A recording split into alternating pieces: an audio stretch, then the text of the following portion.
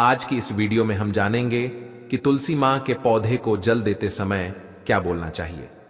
एक बार की बात है, भगवान विष्णु आराम कर रहे थे।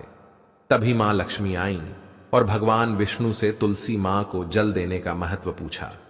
भगवान विष्णु ने उन्हें इसका महत्व बताया। इसके बाद मां लक्ष्मी कहती हैं, हे स्वामी, आपने मुझे तुलसी मां को जल देने का महत्व तो बता दिया है, लेकिन अब मेरे मन में यह जानने की जिज्ञासा है कि तुलसी मां को जल कैसे देना चाहिए। तुलसी मां को जल देने की सर्वोत्तम विधि क्या है और तुलसी मां को जल देते समय कौन सा मंत्र बोलना चाहिए। भगवान विष्णु देवी लक्ष्मी से कहते हैं, हे प्रिय, जैसे मैंने तुम्हें तुलसी मां का महत्व बताया है, वैसे ही तुलसी मां को जल देते समय बोले जाने वाला मंत्र भी बहुत महत्वपूर्ण है। यह मंत्र केवल 3 शब्दों का है, लेकिन इसका प्रभाव बहुत ही शुभ और कल्याणकारी है। जो भी इंसान प्रतिदिन तुलसी मां को जल देते समय ये 3 शब्द बोलता है, उसके घर में मां लक्ष्मी का वास होता है, उसकी दरिद्रता समाप्त हो जाती है और उसे धन धान्य की प्राप्ति होती है। मंत्र बताने से पहले मैं आपको इस मंत्र के महत्व के बारे में बताता हूं। इस महत्व को सुनने से ही इंसान के सारे पाप नष्ट हो जाते हैं और उसे हजारों वर्षों तक तुलसी मां को जल देने का पुण्य मिलता है। देवी लक्ष्मी कहती हैं, हे प्रभु, मैं इस कथा को पूरा जरूर सुनूंगी। आप मुझे तुलसी मां के मंत्र का महात्मा सुनाइए। भगवान विष्णु कहते हैं, हे देवी, दक्षिण भारत में एक बहुत ही सुंदर नगरी थी। उनका एक ब्राह्मण रहता था जो पापों का पुतला था। वह ब्राह्मण जन्म से तो ब्राह्मण था, लेकिन उसके कर्म बहुत बुरे थे। वह पूजा पाठ नहीं करता था, ध्यान नहीं करता था, जप नहीं करता था और न ही हवन करता था। वह मेहमानों का सत्कार भी नहीं करता था, बल्कि उन्हें बिना दान दिए क्रूरता से भगा देता था। वह पराई स्त्रियों के पीछे पड़ा रहता था, मदिरा पीता था और मांस खाता था। वह दिन में खेतों में काम करता और रात में वेश्याओं के पास जाता था। इस प्रकार उसने बहुत सालों तक जीवन व्यतीत किया। फिर एक दिन वह पत्तियां इकट्ठा करने एक बाग में गया। उसी दौरान एक काले नाग ने उसे काट लिया और उसकी मृत्यु हो गई। इसके बाद यमदूत उसे लेने के लिए वहां आए और उसे यमलोक ले जाने लगे। मार्ग में वह बहुत विलाप करता है, दूतों, मुझे कहां ले जा रहे हो? मुझे छोड़ दो, मेरे प्राण बख्श दो। किंतु यमदूत उसे यह कहते हुए ले जाने लगे, अरे दुष्ट ब्राह्मण, तेरे पाप कर्मों के कारण तुझे सांप ने काट लिया है। अब यमदेव तुझे अवश्य घोर नरक में डाल देंगे।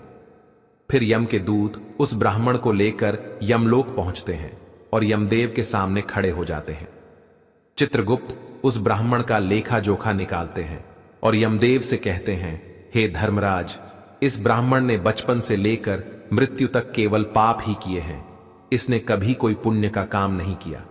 फिर धर्मराज अपने दूतों से कहते हैं, हे दूतों, इस घोर पाप करने वाले ब्राह्मण को उठाकर ले जाओ और इसे नरक में डाल दो। फिर यम के दूत उस ब्राह्मण को ले जाते हैं और नरक की भयंकर अग्नि में धकेल देते हैं। अनेक वर्षों तक नरक में सजा भुगतने के बाद उस ब्राह्मण को अगले जन्म में एक बैल का शरीर मिलता है। बैल का जन्म पाकर वह बोझ उठाने का काम करने लगा। उसका मालिक उससे दिन रात काम करवाता था। फिर जब उस बैल की शक्ति कम हुई तो उसके मालिक ने उसे एक लंगड़े आदमी को बेच दिया। वह लंगड़ा आदमी उस बैल को अपने बोझ उठाने के लिए इस्तेमाल करने लगा। वह उसकी पीठ पर बैठकर घूमता था। इस प्रकार उस बैल ने 8 साल तक उस लंगड़े आदमी का बोझ उठाया। फिर एक दिन वह लंगड़ा आदमी उस बैल की पीठ पर बैठकर किसी ऊंचे पर्वत पर चढ़ने लगता है। बहुत देर तक चढ़ने के बाद वह बैल बहुत थक जाता है, उसकी शक्ति क्षीण हो जाती है और कुछ समय बाद वह बैल जोर से मूर्छित होकर जमीन पर गिर पड़ता है और अंतिम सांसें लेने लगता है। तभी वहां खड़े लोगों को उस बैल पर दया आ जाती है और वे उसके मुंह में पानी डालने लगते हैं। फिर उन लोगों में एक पुण्यात्मा व्यक्ति था जिसने उस बैल का कल्याण करने के लिए अपना पुण्य उस बैल को दे दिया। यह देखकर अन्य लोगों ने भी अपना पुण्य उस बैल को दे दिया ताकि उसे मुक्ति मिल सके। उसी भीड़ में एक वैश्या भी खड़ी थी। सभी लोग अपना पुण्य उस बैल को दे रहे थे। यह देखकर उस वैश्या ने भी अपना पुण्य उस बैल को दे दिया। कुछ समय बाद उस बैल की मृत्यु हो जाती है। फिर यमदूत आते हैं और उस बैल के शरीर से उस ब्राह्मण की आत्मा को निकालकर यमलोक ले जाते हैं। यमलोक में यमदेव के सामने खड़ा किए जाने पर चित्रगुप्त उसका लेखा जोखा देखते हैं और वे आश्चर्यचकित हो जाते हैं। उस वैश्या के द्वारा दिया गया पुण्य बहुत बड़ा था। उस पुण्य के प्रभाव से सभी जन्मों के पाप नष्ट हो जाते हैं। फिर यमदेव उस ब्राह्मण के सभी पाप क्षमा करते हैं और कहते हैं, हे ब्राह्मण, उस वैश्या ने तुझे अपना पुण्य देकर तुझ पर बड़ा उपकार किया है। केवल उसी के पुण्य के कारण तुम्हारे सब जन्मों के पाप नष्ट हो गए हैं। यमदेव उसे फिर से इंसान का जन्म प्रदान करते हैं। इस बार वह पृथ्वी पर एक उत्तम ब्राह्मण परिवार में जन्म लेता है। उस महापुण्य के प्रभाव से उसे इस नए जन्म में अपने पूर्व जन्म की बातें याद आने लगती हैं। जब वह ब्राह्मण बड़ा हो जाता है तो उसे याद आता है कि पिछले जन्म में जब वह बैल था तब एक वैश्या ने उसे अपना पुण्य दे दिया था। इसीलिए उसके मन में उस वैश्या के बारे में जानने की इच्छा होती है और उस महापुण्य के बारे में जानने के लिए वह ब्राह्मण उस वैश्या का पता लगाकर उसे ढूंढते हुए उसके नगर में चला जाता है। वह वैश्या अब बूढ़ी हो चुकी थी। फिर जब वह वैश्या मिल जाती है तो वह उसके सामने जाकर उसे बार बार प्रणाम करता है और उसे धन्यवाद देने लगता है। वैश्या कहने लगती है, हे ब्राह्मण, आप कौन हैं और किस कारण से आप मुझे धन्यवाद दे रहे हैं? मैंने आपका कौन सा कार्य किया है कि आप मुझे नमस्कार कर रहे हैं? तब वह ब्राह्मण कहता है, हे मां, मैं वही बैल हूं जिसे तुमने अपना पुण्य दे दिया था। अपने पाप कर्मों के कारण मुझे पिछले जन्म में बैल बनना पड़ा था। उस पर्वत पर जब मैं मर रहा था तो तुमने मुझे अपना पुण्य दिया था। तुम्हारे पुण्य के प्रभाव से ही मुझे फिर से इंसान का जन्म मिला है। तुम्हारे द्वारा दिए गए पुण्य के कारण मुझे अपने पिछले जन्म की सारी बातें याद हैं। किंतु हे मां, मैं आज यहां यह जानने के लिए आया हूं कि तुमने मुझे उस समय कौन सा पुण्य दिया था जिससे मेरे सारे जन्मों के पाप नष्ट हो गए। मैं उस पुण्य के बारे में जानना चाहता हूं। तब वैश्या कहती है, हे ब्राह्मण, मैंने तो अपने जीवन में कोई पुण्य का काम नहीं किया है, किंतु मेरे घर में एक तोता है जो पिंजरे में रहकर हमेशा कुछ न कुछ बोलता रहता है, जिसे सुनकर मेरा मन पवित्र हो गया। उसी तोते के द्वारा बोले गए मंत्र का पुण्य मैंने तुम्हें दान में दिया था। फिर वह ब्राह्मण और वैश्या उस तोते के पास जाते हैं और उससे पूछने लगते हैं, हे शुक, तुम कौन सा मंत्र बोलते रहते हो जिससे हमारे जीवन का उद्धार हो गया है? यह मंत्र तुम्हें किसने सिखाया और इसका क्या अर्थ है? तब उस तोते ने अपने पूर्व जन्म का वृतांत सुनाना शुरू किया। वह तोता कहने लगा, हे ब्राह्मण, पिछले जन्म में मैं एक ब्राह्मण था। मैं अपने ज्ञान के अहंकार में अंधा हो चुका था। मैंने कभी गुरुजनों का सम्मान नहीं किया, बल्कि हमेशा उनका अपमान किया। मुझे अपने ज्ञान पर इतना घमंड हो गया था कि मैंने दूसरों से द्वेष करना शुरू कर दिया और विद्वानों का सभा में अपमान किया।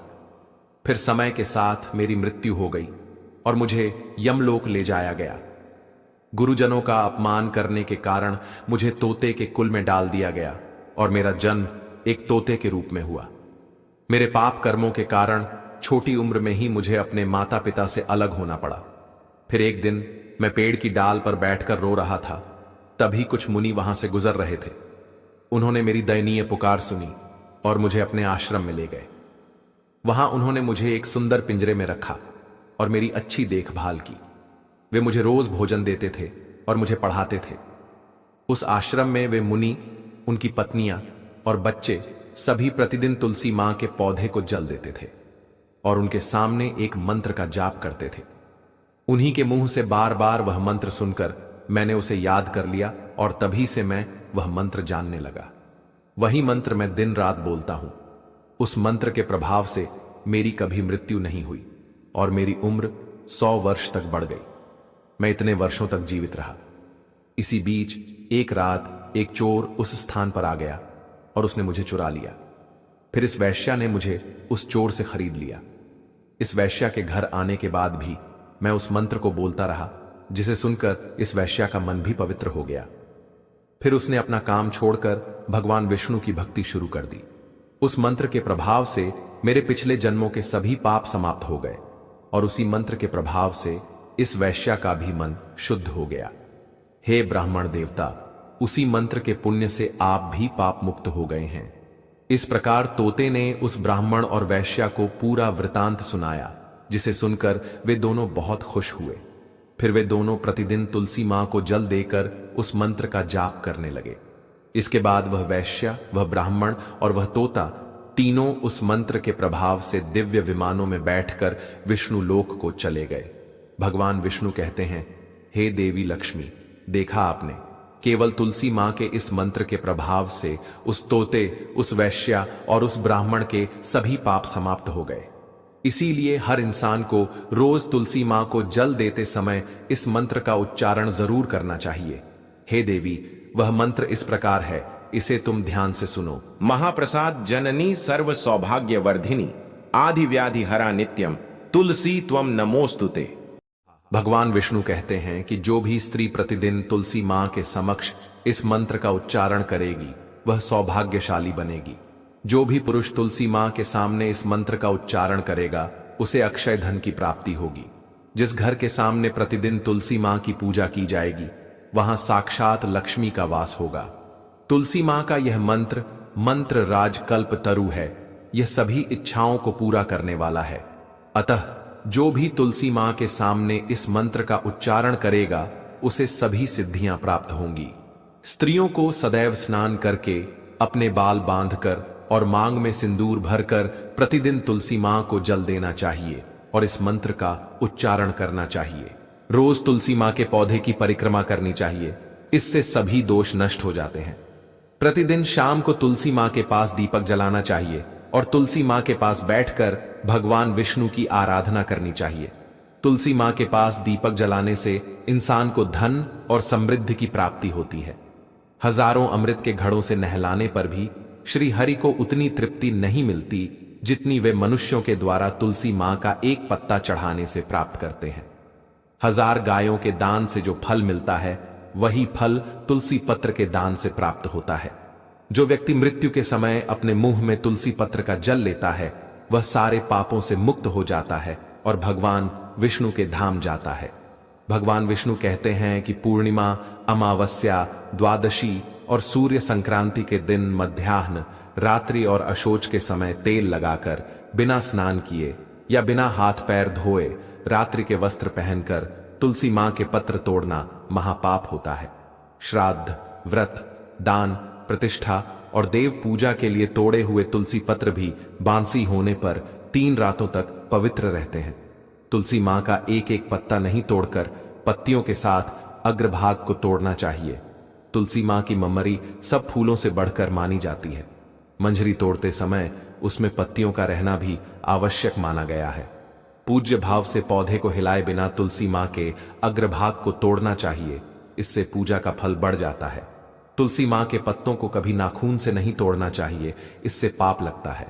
रात्रि में तुलसी मां के पौधे को स्पर्श न करें और पत्ते न तोड़ें, ऐसा करना अशुभ माना जाता है। रात्रि में तुलसी मां का पौधा निद्रावस्था में होता है, ऐसे में पत्ते तोड़ने से पाप लगता है। गुरुवार के दिन तुलसी मां के पौधे में थोड़ा सा कच्चा दूध अर्पित करें।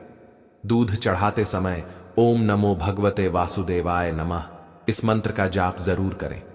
तुलसी मां के पौधे के पास शालिग्राम रखें और उस पर तिल चढ़ाएं। पूजा में तुलसी मां और शालिग्राम को दूध में भीगी हल्दी से तिलक जरूर करें। शालिग्राम पर तुलसी पत्र रखकर चंदन लगाना चाहिए। अगर कोई महिला मासिक धर्म से है तो वह तुलसी मां की पूजा न करे। मासिक धर्म के दौरान तुलसी मां को स्पर्श करने से बड़ा पाप लगता है और इससे स्त्री की दुर्गति होती है। तो भक्तों, इस प्रकार भगवान विष्णु ने देवी लक्ष्मी को तुलसी मां को जल देने के मंत्र का महत्व बताया है। यह कथा आपको कैसी लगी? कृपया कमेंट करके बताएं।